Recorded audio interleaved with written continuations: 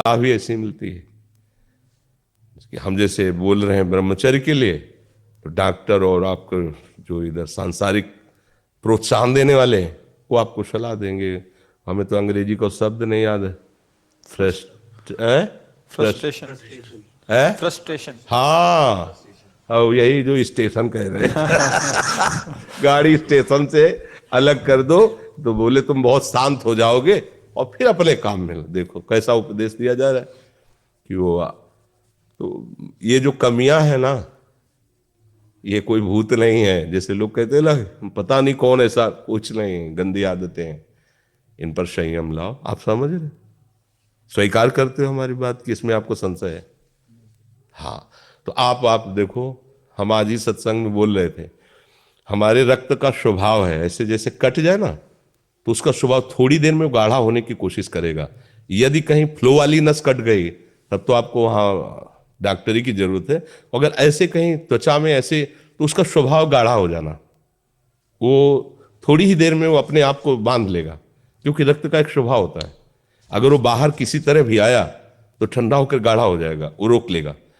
इसकी आखिरी परिणति है वीर्य, वो स्वयं से नहीं निकलता, वो इससे भी गाढ़ी वस्तु है, वो घर्षण से निकलता है। अगर आप उसको गर्म न करें चिंतन के द्वारा, क्रिया के द्वारा, तो वो नहीं निकलेगा।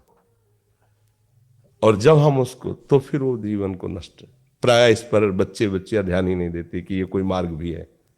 और परिणाम क्या होता है कि फिर वो संसार में, जिसे डिप्रेशन कहते हैं, मानसिक रोग से ग्रसित हो जाते हैं, क्योंकि इसका परिणाम यही है। या तो आपको प्रमाद और आलस्य युक्त होकर समाज से अलग पड़ा रहना पड़ेगा, और या फिर आखिरी कि आत्महत्या कर लें, ऐसी सलाह आपका मन देगा, ऐसी स्थिति में पहुंचा देगा।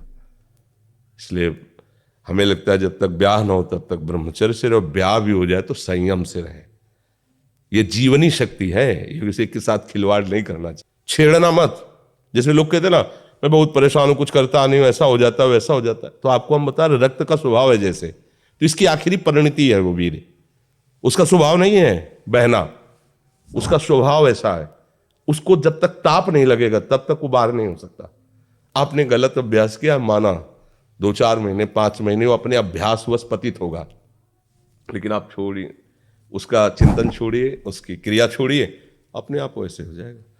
जैसे रक्त है, आप 1 महीने में देना शुरू करो, जो देने का नियत कितना, 100-200 ग्राम 500 ग्राम जो भी दिए, 300 जो भी आप दीजिए, हर महीने तैयार हो जाएगा। और आप ना दीजिए तो आपके शरीर को अभ्यास हो जाएगा, आप दीजिए तो शरीर को अभ्यास हो जाएगा। वो शरीर, अगर आप रोज 300, तो फिर क्या होगा, आप मर जाओगे। समझ रहे हो ना? ऐसे शरीर की क्षमता, जैसे डॉक्टर जन के देखते हैं तुम्हारी क्षमता नहीं खून देने की, चलिए, क्योंकि अगर निकाल लोगे क्षमता नहीं तो उसकी हानि हो जाएगी। हाँ, तुम्हारी क्षमता है, तुम्हारे अंग ठीक है, तुम स्वस्थ हो, महीने में ऐसा या जो समय अवधि सोचो, रक्त की आखिरी परिणति वो है वीर्य। और आप क्या कर रहे हैं, रोज कई कई बार, आपका परिणाम क्या होगा? अगर रोज वो खून निकाला जाए तो आदमी की हालत क्या हो जाएगी? खून की आखिरी परिणति है, अन्न रस जो हमने पाया उसकी परिणति धीरे धीरे परिवर्तित होते हुए मांस, मज्जा, रक्त, इनके वो आखिरी सप्तम धातु है वीर्य। और उसके साथ ऐसा खिलवाड़, कैसा जीवन होगा आपका? तो इस पर कोई विचार ही नहीं करता, समझता है ये तो केवल बाबा जियों का विषय। नहीं, आप मनुष्य शरीरधारी हो, आपको भी संयम से चलना है।